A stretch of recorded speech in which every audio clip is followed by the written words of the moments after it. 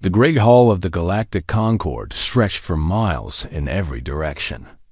Its ceiling disappeared into darkness, and strange lights floated in the air like captured stars.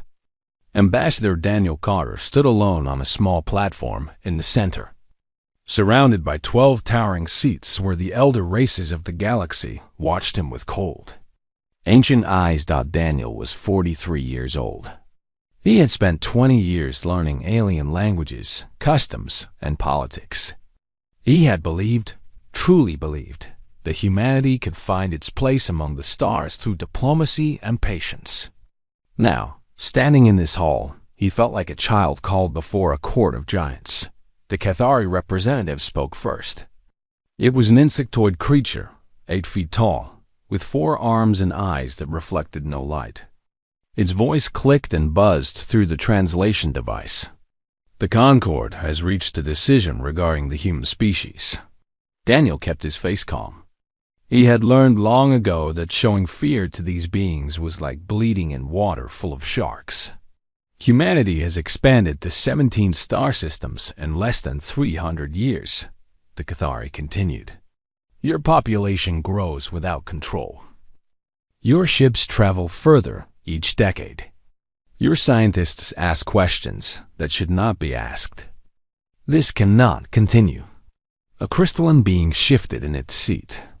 This was the Voron ambassador, a creature made of living glass that sang when it moved. We do not wish conflict with your kind, it said, and its voice sounded like wind chimes in a storm. But the Concorde has protected this galaxy for 100,000 years. We have seen species like yours before. They rise fast, burn bright, and destroy everything around them before they destroy themselves. Daniel wanted to argue.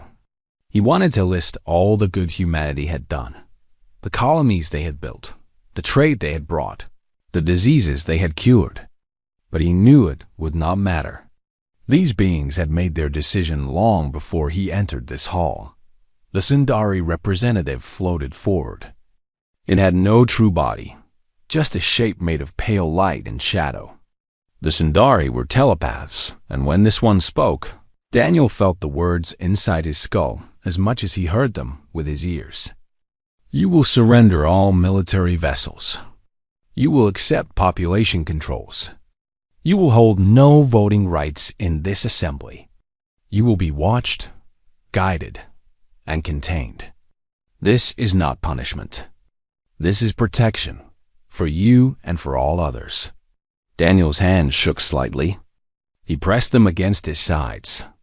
And if we refuse? The hall went quiet. The Cathari made a sound that might have been laughter. Then we will take corrective action. Your species is young and clever, but you have 17 worlds. We have 10,000. Your fleet numbers 300 ships. Ours numbers 3 million.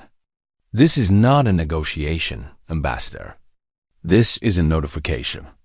You have one of your solar years to comply.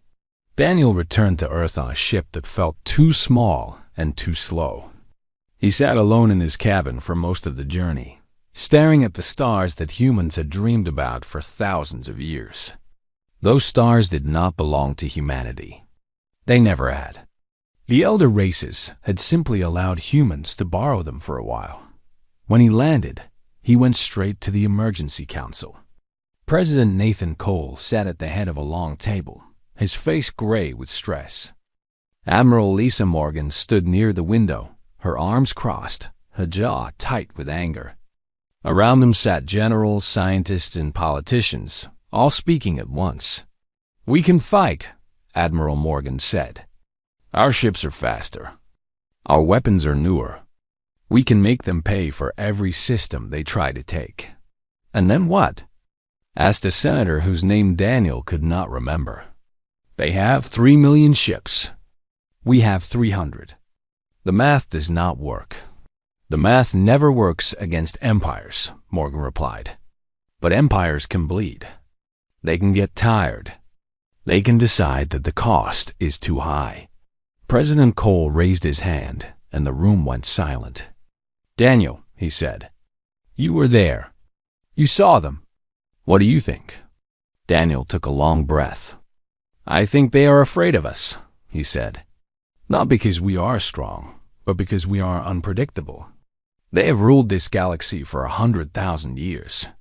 They have seen everything, done everything, controlled everything. And then we appeared, and we did not follow their rules. We grew too fast. We asked too many questions. We did not bow low enough. He paused. They are not evil. They are just old. And old things fear change more than anything else. So we cannot win, Cole said. Not in a war. Not in negotiation. Not in any game they control. The room fell into heavy silence. Then a door opened, and a man walked in that Daniel did not recognize. He was old, maybe 70, with white hair and eyes that seemed to look through walls. He wore a simple gray coat and carried no papers or devices. This is Dr. Kevin Brooks, President Cole said. He has been working on something classified. Something that might give us another option. Dr. Brooks did not smile or shake hands. He simply looked at each person in the room, one by one, as if measuring them. Then he spoke in a voice that was soft, but carried to every corner. I have spent 30 years studying the fabric of space itself, he said. Not how to travel through it, but how to fold it. How to create spaces that exist beside our universe, but are not part of it. Pockets, dimensions, places that cannot be seen, cannot be reached, cannot be touched by anyone who does not know they exist. Admiral Morgan frowned. You are talking about hiding. I am talking about disappearing, Brooks replied. Completely, utterly. We give them what they want. We pull back to Earth. We let them think they have won. And then, slowly, quietly, we move everything that matters into places they cannot find. Our people, our cities, our ships, our future. He looked at President Cole. They want us contained. Let us be contained. Let us be so contained that we vanish from their sight entirely. And then, in the darkness they cannot see, we grow. President Cole stood up slowly. He walked to the window and looked out at the city below, at the millions of people who did not yet know that their world had changed forever. Then he turned back to the room. Prepare the message, he said. Tell the Concord we accept their terms. All of them. Admiral Morgan's face went pale. Sir, you cannot be serious. I am completely serious, Cole replied. We are going to give them exactly what they asked for. And then we are going to become something they never imagined. He looked at Dr. Brooks. How long do you need? 5 years to build the foundation. 10 to make it permanent. 20 to make it unstoppable. Cole nodded. Then we have work to do. And the galaxy will never see us do it. The message went out the next day. Humanity accepted. Humanity surrendered. Humanity retreated. And in the shadows, something new began to grow. Commander Samantha Wells stood on a hill overlooking New Eden, the largest city on Kepler 442b. 2 million people had built their lives here over 3 generations. Children had been born here who had never seen Earth, who called this alien sky with its orange sun their home. Now those same children walked in long lines toward transport ships, carrying bags and toys and confused expressions. A little girl stopped near Samantha and looked up at her with wide eyes. Why do we have to leave? She asked. Did we do something wrong? Samantha knelt down to meet the girl's eyes. She wanted to explain about politics and empires and fear, but the girl was maybe 6 years old. There were no words that would make sense. Sometimes, Samantha said carefully, we have to leave a place we love so we can find a place that is even better. It does not mean we did anything wrong. It just means we are going somewhere new. The girl thought about this for a moment. Then she nodded and walked on, holding her mother's hand. Samantha watched her go. Then she looked up at the sky, where Cathari scout ships circled like vultures, watching, recording, making sure the humans kept their promise. She wanted to spit at them. She wanted to scream. But she didn't either. She simply turned and walked back to her duties, because that was what soldiers did when the world fell apart around them, across the galaxy. The same scene repeated on 16 other worlds. Humans packed their lives into boxes and crates. They said goodbye to homes they had built with their own hands. They boarded ships and watched through windows as their cities grew smaller and smaller until they disappeared. The elder races observed everything with satisfaction. Their scouts reported that the humans were obeying. The colonies were emptying. The threat was ending. What the scouts did not see was what happened next. On Earth, in facilities buried miles underground, Dr. Kevin Brooks worked without sleep. His hair had gone completely white in the past 6 months, and his hands shook when he held his coffee. But his mind was sharper than ever. Around him, thousands of scientists and engineers built machines that had never existed before. The principle was simple to explain, but almost impossible to achieve. Space was not flat. It was folded and bent and layered in ways that normal physics could barely describe. Between those layers were gaps, tiny spaces where nothing existed. Dr. Brooks had found a way to make those gaps bigger. Much bigger. Big enough to hold a city. Big enough to hold a world. "The first fold is stable," reported his assistant, a young woman named Amanda Price. She was barely 30, but she understood the math better than anyone except Brooks himself. "We moved a test structure through 6 hours ago. It is intact. Power is holding. The readings match our predictions." Brooks nodded slowly. "How big can we go?" "The math says there is no limit. The bigger the fold, the more energy we need to create it. But once it exists, it maintains itself. We could theoretically create a space the size of a solar system, then start planning for that. We are not just hiding some equipment. We are moving a civilization." Above ground, the world watched humanity shrink. News broadcasts from alien networks showed the last human ships leaving distant systems. Commentators from a dozen species discussed what had gone wrong with the human experiment, why the young race had failed so quickly. What lessons could be learned? President Nathan Cole gave speeches about acceptance and peace. He spoke of humanity finding its place within the Concord's rules. He smiled and nodded and played the part of a broken leader accepting defeat. And every night, he went underground and reviewed the progress of Project Elsewhere. The first civilian transfers began 8 months after the surrender. A neighborhood in northern Canada was chosen because it was remote and the winter made aerial observation difficult. 3,000 people were told they were being relocated to a new settlement. They boarded buses that took them to a facility in the mountains. They walked through a door that looked like a simple metal frame. On the other side, they found a valley that did not exist on any map. The sky was a soft purple color, and 2 small suns hung in the distance. The air was fresh and clean. Buildings were already rising in the distance, built by construction crews that had crossed over weeks before.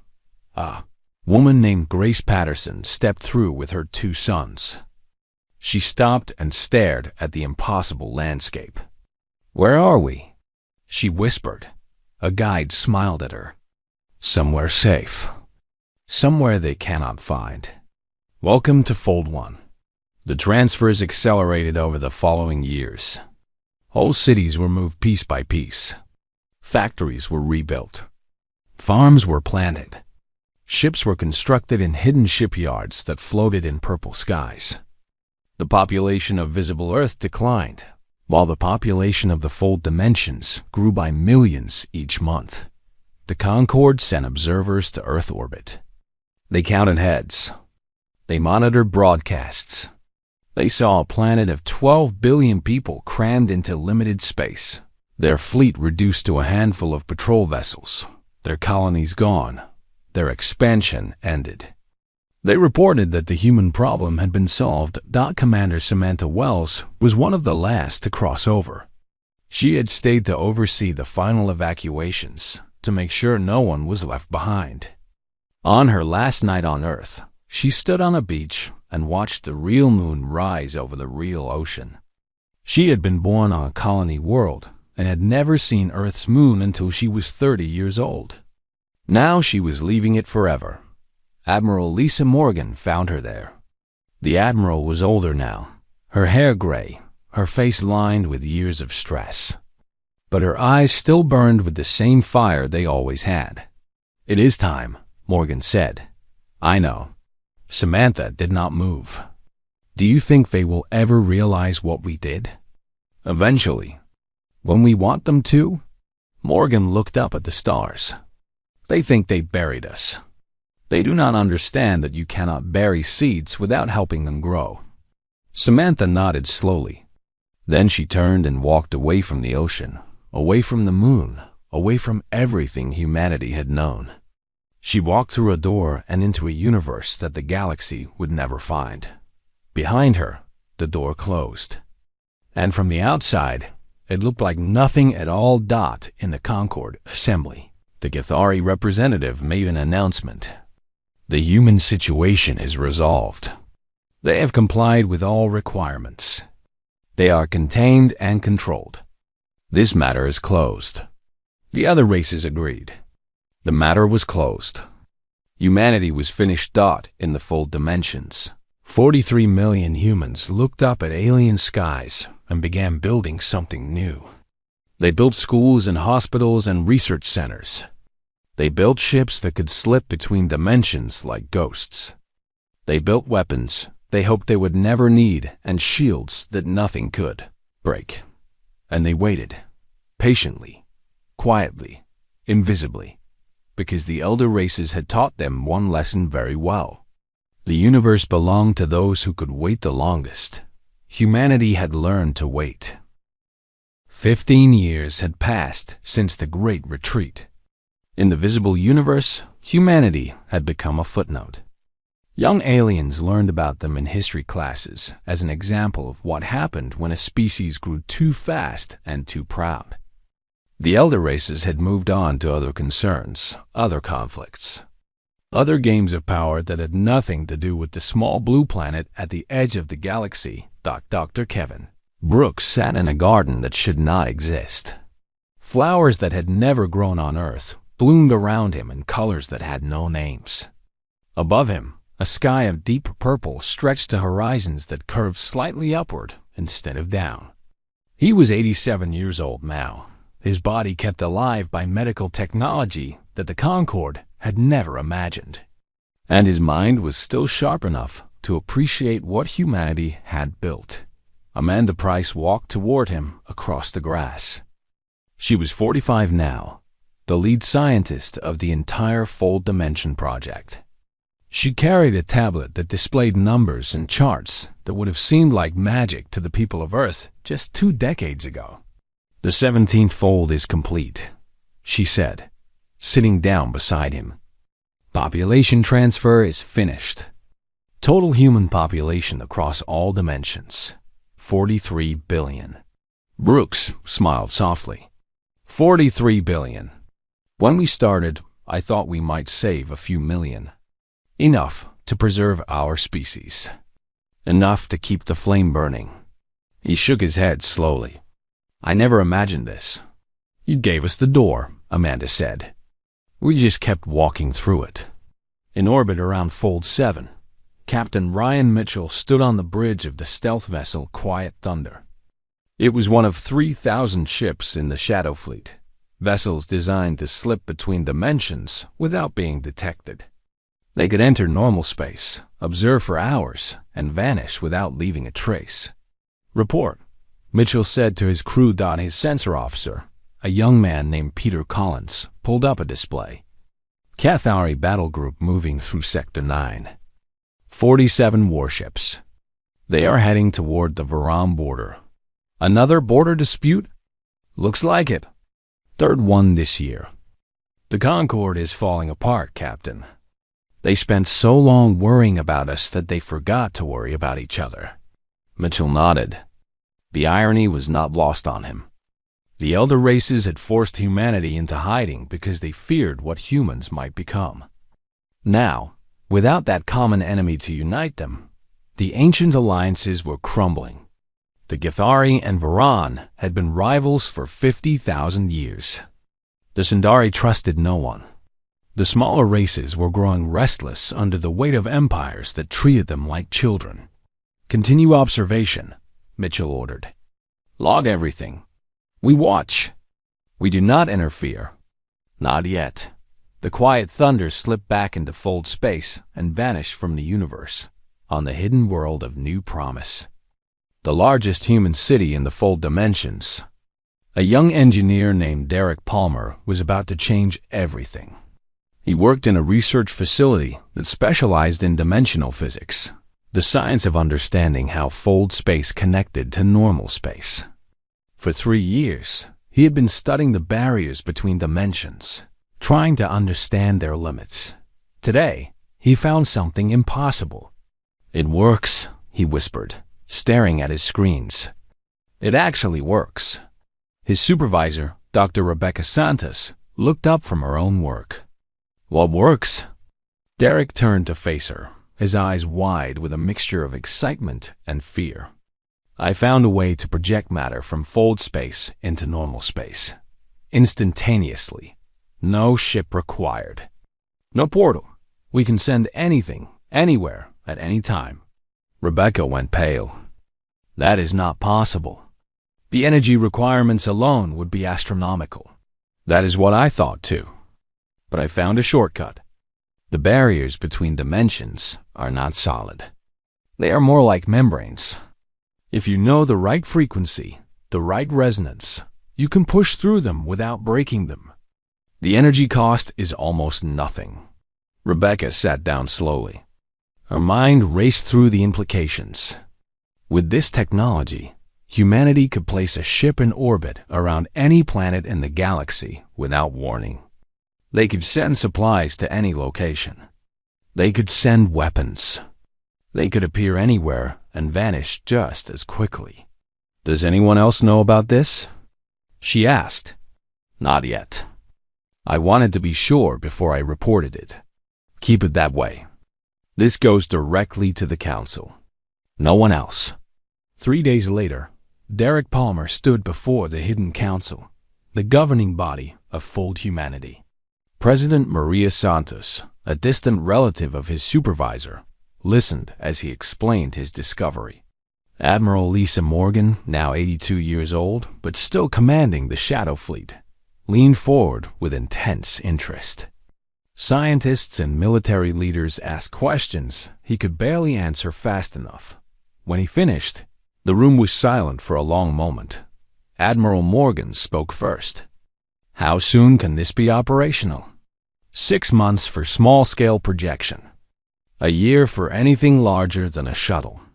2 years for full fleet deployment. Morgan turned to President Santos. "This changes everything.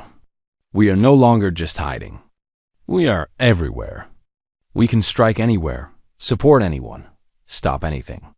Without warning. Without detection." President Santos raised her hand for silence. "We did not build this civilization to become conquerors. We built it to survive. This technology gives us options, not obligations. We will develop it carefully. We will test it thoroughly. And we will use it only when absolutely necessary." Far away, in normal space, the Sindarseers were having nightmares. Their telepathic abilities let them see glimpses of possible futures, threads of probability that stretched across time. For thousands of years, those threads had been clear and predictable. The galaxy followed patterns. Empires rose and fell in cycles. Nothing truly surprised them, but now the threads were breaking. There were holes in the future, dark spaces where nothing existed. The seers reached toward those spaces and found only silence. Something was out there, something vast and growing, and they could not see it at all. The Sundari ambassador brought his concerns to the Concord assembly. "There's a void in our visions," he said, his form flickering with distress. "Something is hiding from us. Something we cannot perceive." The Cathari representative clicked with impatience. "Your visions are not science. They are guesswork dressed in mysticism. The galaxy is stable. The humans are contained. There is nothing hiding from anyone." "You are wrong," the Sundari replied. "Something is coming. Something we created. And we will not see it until it is too late." The assembly dismissed his warnings. They had more important matters to discuss, like border disputes and trade agreements and the endless small conflicts that kept the galaxy turning dot in the fold dimensions. 43 billion humans continued their work. They built cities and ships and futures. They raised children who had never known fear of the elder races. They trained soldiers who could appear from nowhere and vanish into nothing. They developed technologies that would have seemed like miracles to their ancestors. And they remembered. They remembered the ultimatum. They remembered the fear. They remembered being told they were too young, too fast, too dangerous to be trusted. They remembered everything. And one day, they would show the galaxy exactly what humanity had become. But not yet. Not yet. Patience was the greatest weapon of all, and humanity had learned to wield it perfectly. The war between the Cathari Empire and the Varan Collective began over a nebula that neither species truly needed. It was a matter of pride, of ancient grudges, of empires that had grown so old they had forgotten how to do anything except compete. The first shots were fired on a Tuesday, and by Wednesday, 3 star systems were burning. The Galactic Concord called emergency sessions. Ambassadors made speeches about peace and restraint. None of it mattered. The Cathari and Varan had been waiting for this fight for 10,000 years. And nothing would stop them now. Admiral Lisa Morgan watched the war unfold from a hidden observation post in Fold space. She was 92 years old, her body supported by machines that monitored her heart and fed medicine into her blood. But her mind was still sharp, and her eyes still held the same fire that had burned in them when she was a young captain fighting pirates in the outer colonies. Casualty projections? She asked. Lieutenant Christopher Grant, her aide, pulled up the data. If the war follows historical patterns, we are looking at roughly 4 billion deaths over the next 50 years. Most of them will be civilians on border worlds. Neither empire cares much about collateral damage. Morgan nodded slowly. She had seen the elder race's idea of war before. They did not fight like humans, with quick strikes and decisive battles. They fought like glaciers, grinding against each other for decades, crushing everything between them. And the other species? Staying neutral mostly. The Sundari are in isolation. The smaller races are terrified. Nobody wants to get between 2 empires this size. Morgan turned to look at a screen showing the Fold Dimension fleet. 3,000 ships waited in formation, each one capable of appearing anywhere in the galaxy without warning. In orbit around the hidden worlds, construction yards worked around the clock, building more ships, more weapons, more tools of a power that the galaxy could not imagine. "Send word to President Santos," Morgan said. "Tell her I think it is time. The galaxy is about to tear itself apart. If we are ever going to act, it should be now." President Maria Santos received the message in her office on New Promise. She was 63 years old, elected 5 years ago on a platform of careful engagement with the outside galaxy. She had always known this moment would come. She had hoped it would come later. She called an emergency meeting of the Hidden Council. The debate lasted 6 hours. Some argued for continued isolation.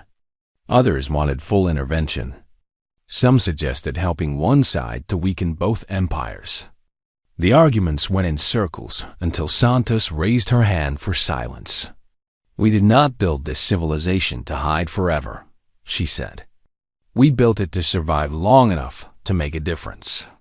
The elder races gave us an ultimatum because they were afraid of what we might become.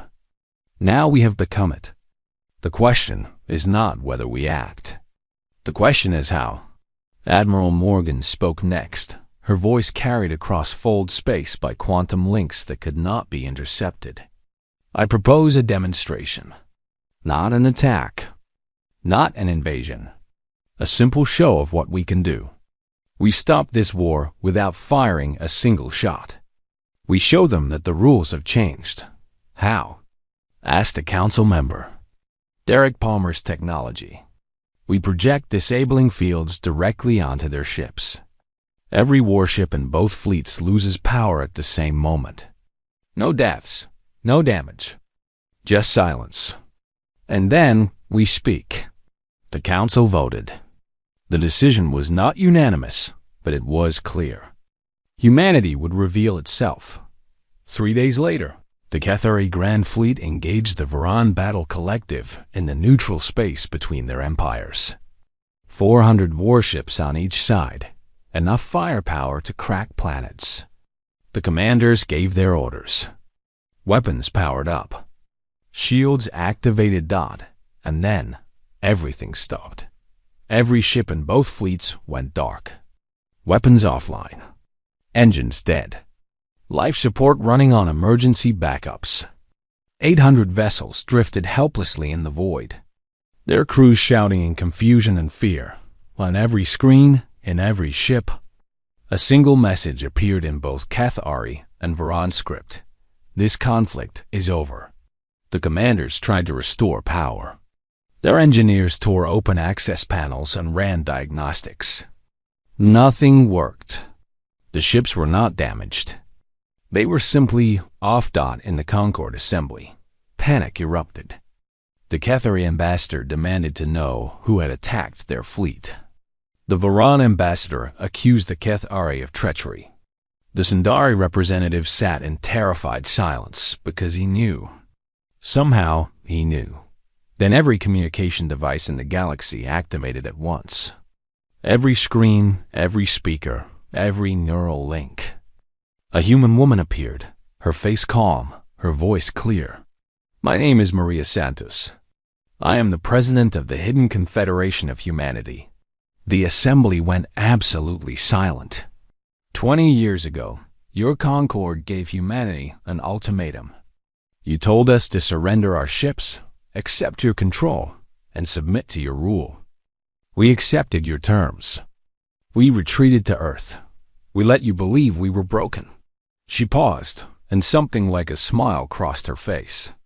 We were not broken. We were building. Images appeared beside her. Cities floating in purple skies. Fleets of ships that numbered in the thousands. Populations that counted in the billions. Technology that made Concorde science look like children's toys. We are no longer the young species begging for a seat at your table. We are something else entirely. Something you cannot find, cannot fight, and cannot stop. We have disabled your weapons today as a demonstration, not as an attack. Tomorrow, your ships will function again. Your crews are unharmed. This is not war. This is a message. Admiral Morgan stood beside her now, old but unbowed. We watched you for 20 years, Morgan said. We learned your weaknesses, your secrets, your fears. We know where your hidden bases are. We know your command codes. We know everything. And we chose not to attack. We chose not to conquer. We chose to wait. President Santos spoke again. But our patience has limits. This war between the Cathari and Varan will kill billions of innocents. We will not allow it. This conflict ends today. If either side fires another shot, we will disable your entire military infrastructure permanently. Not for a day, forever. She leaned forward slightly, and her voice hardened. The next time you raise your hand against any species, the next time you issue ultimatums to the weak, the next time you treat the galaxy as your property, to do with as you please, we will be watching. And we will act. Not with threats, not with warnings, simply with action. You will wake up one morning and find that your power is gone, and you will never know how we did it. The transmission ended. The screens went dark, and the galaxy was silent.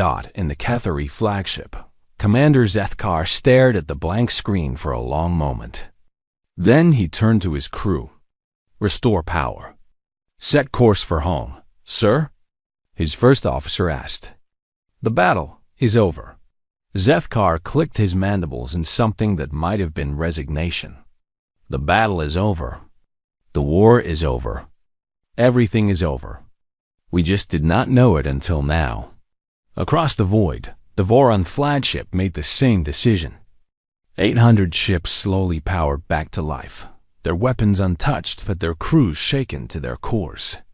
They turned away from each other and headed home. In the full dimensions, humanity watched and waited. They did not celebrate. There was nothing to celebrate. They had revealed themselves to the galaxy, and nothing would ever be the same. Admiral Morgan sat down heavily in her chair. Lieutenant Grant brought her water, and she drank it slowly. Do you think they will listen? Grant asked. Morgan looked at the screens showing the retreating fleets. For now, fear is a powerful teacher, but fear fades. Eventually, they will test us again. She smiled grimly. And when they do, we will be ready. We will always be ready. That is what they taught us, after all. They just did not expect us to learn so well. The galaxy had changed in a single moment. The rules that had governed it for 100,000 years were gone. A new power had emerged from nowhere, from nothing, from the empty spaces between stars. And humanity was just getting started. The Galactic Concord did not survive the revelation. Within a year of humanity's announcement, the ancient alliance that had ruled the galaxy for 100,000 years had shattered into pieces. The Cathari withdrew entirely, retreating to their core systems and sealing their borders. The Voron collective fragmented into a dozen smaller factions, each claiming to be the true inheritors of their crystalline legacy. The Sindari vanished into isolation, their seers driven to madness by their attempts to see into fold space. The smaller species, those who had lived under the shadow of the elder races for millennia, began to stir. They had watched the great empires humiliated by a species they had been taught to despise. They had seen the mighty brought low by the weak, and they began to wonder what else they had been lied to about. Ambassador Daniel Carter returned to Villa Prime 1 year after President Santos's broadcast. He was 73 now, his hair white, his face lined with decades of worry and work. But he walked with the confidence of a man who finally understood his purpose. The great hall of the former Concord Assembly was nearly empty. Only 4 species had sent representatives. The towering seats of the elder races sat vacant, gathering dust. The lights that had once floated like captured stars were dim and flickering. Daniel stood on the same platform, where he had received the ultimatum decades ago. He looked around at the remnants of an empire that had thought itself eternal. "Thank you for coming," he said simply. The Voron representative, a young crystalline being named Kiro, spoke first. Her voice chimed with uncertainty. "Why are we here, Ambassador? What does humanity want from us?" Daniel smiled. It was the same smile he had worn when he first came to this chamber as a nervous young diplomat. But now it carried the weight of everything humanity had become. "That is a fair question. The galaxy has spent the past year wondering the same thing. You have watched us appear from nowhere, stop your greatest war, and vanish again. You have sent ships to find us and found nothing. You have tried to break our communications and failed. You have had a year to imagine the worst." He paused, letting the silence stretch. "But we are not here to rule you. We are not here to punish you. We are not here to demand tribute or submission or anything else the elder races might have wanted. He spread his hands wide. We are here to offer you something they never did. A choice. A Mendari diplomat, representing one of the smaller species that had been oppressed for generations, leaned forward. His name was Tovis, and his people had dreamed of freedom for centuries. What kind of choice? A new galactic assembly, Daniel replied. One where every species, young or old, powerful or weak, has an equal voice. 1 vote per species. No vetoes. No special privileges. No ultimatums. He looked at each of the representatives in turn. Humanity will provide protection for any world that joins. We will share technology freely. Medical advances that can extend your lives. Energy systems that will never run out. The knowledge we have gained in 20 years of development without restriction. Kirill's crystalline body sang with surprise. Why would you do this? You could rule the galaxy. Your technology is beyond anything we possess. Why share it? Why give others power when you could keep it for yourselves? Daniel walked slowly across the platform, his footsteps echoing in the empty hall. Because we remember what it was like to be where you are now. 20 years ago, I stood in this very chamber and was told that my species was too young, too dangerous, too unpredictable to be trusted. We were given no voice, no rights, no future except what the elder races allowed us. And it was wrong. Not because we were special, because every species deserves the chance to grow, to learn, to become whatever they have the potential to become. He stopped and faced them directly. The Concord failed because it was built on fear. Fear of change. Fear of the young. Fear of anything different. That fear turned to control, and control turned to stagnation, and stagnation turned to collapse. We have no interest in repeating their mistakes. We want partners, not subjects. Allies, not servants. Tovis spoke again, his voice trembling with emotion. My people have waited 5,000 years for someone to say those words. We thought they would never come. They came late, Daniel admitted. They should have come sooner.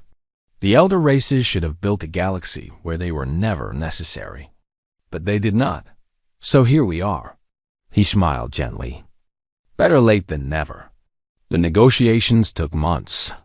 Species that had never spoken to each other found themselves sharing tables and arguments and, eventually, understanding. The fold dimensions opened, just slightly, allowing representatives to see what humanity had built. They walked through cities that floated in impossible skies. They saw children playing in parks beneath purple suns. They met humans who welcomed them with open arms and asked nothing in return except friendship. The new galactic assembly was formed 1 year later. 47 species signed the founding charter. More joined each month. Humanity did not lead the assembly, not officially. They held 1 vote like everyone else. But everyone knew who had made it possible. Everyone knew who watched from the spaces between spaces, ready to act if the old patterns returned. On the anniversary of the Assembly's founding, President Maria Santos gave a speech that was broadcast across the galaxy. 100,000 years ago, the first star-faring species looked up at the universe and saw infinite possibility. They built empires that spanned galaxies. They developed technologies that seemed like magic. They conquered, controlled, and counted themselves masters of all they surveyed. She paused, and somewhere along the way, they forgot why they had reached for the stars in the first place. Not for power, not for control, but for wonder, for the simple joy of discovery, for the dream that there might be others out there, different from themselves, but equally deserving of the chance to exist. She looked directly into the camera, her eyes bright with conviction. Humanity did not build our hidden civilization to escape the galaxy. We built it to survive long enough to return with something the elder races had lost. Not weapons, not ships, not technology, hope. The hope that the universe is big enough for everyone. The hope that difference is not a threat but a gift. The hope that the future is not written by the powerful alone, but by all who have the courage to dream of something better. In the fold dimensions, 50 billion humans watched her speak. Some had been born there, knowing no other home. Others remembered Earth, remembered the fear, remembered the Great Retreat. All of them felt something shift in their hearts. They were no longer refugees. They were no longer hiding. They were something new. Something the galaxy had never seen. Admiral Lisa Morgan died peacefully 3 months after the Assembly's founding. She was 94 years old, and she went in her sleep, surrounded by officers who had served with her for decades. Her last words were reported to be, "We did it. We actually did it." Commander Samantha Wells, now a grandmother herself, attended the memorial. She stood before the honor guard and spoke of a woman who had refused to surrender when surrender seemed like the only option. A woman who had believed in humanity when humanity had stopped believing in itself. A woman who had taught them all that patience was not weakness. It was strength that had learned to wait. Dr. Kevin Brooks had died years before, but his legacy lived on in every fold dimension, every impossible sky, every world that existed in the spaces between spaces. Amanda Price continued his work, pushing the boundaries of dimensional physics, finding new ways to grow and expand and explore. And humanity continued to watch. They did not rule the galaxy. They did not want to. But they were everywhere, in every shadow, behind every star. Silent guardians who had learned the hardest lesson the universe had to teach. True power was not the ability to destroy. It was the ability to protect, to wait, to act only when action mattered, to vanish when presence would only cause harm. The elder races had wanted humanity contained. They had gotten their wish, in a way.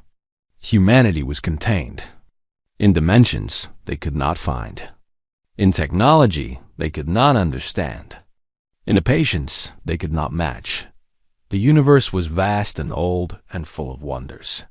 And somewhere in the spaces between spaces, humanity continued to grow, quietly, invisibly, forever ready, not as conquerors, not as rulers. Simply as guardians of a future that belonged to everyone. And the galaxy, for the first time in 100,000 years, began to dream again.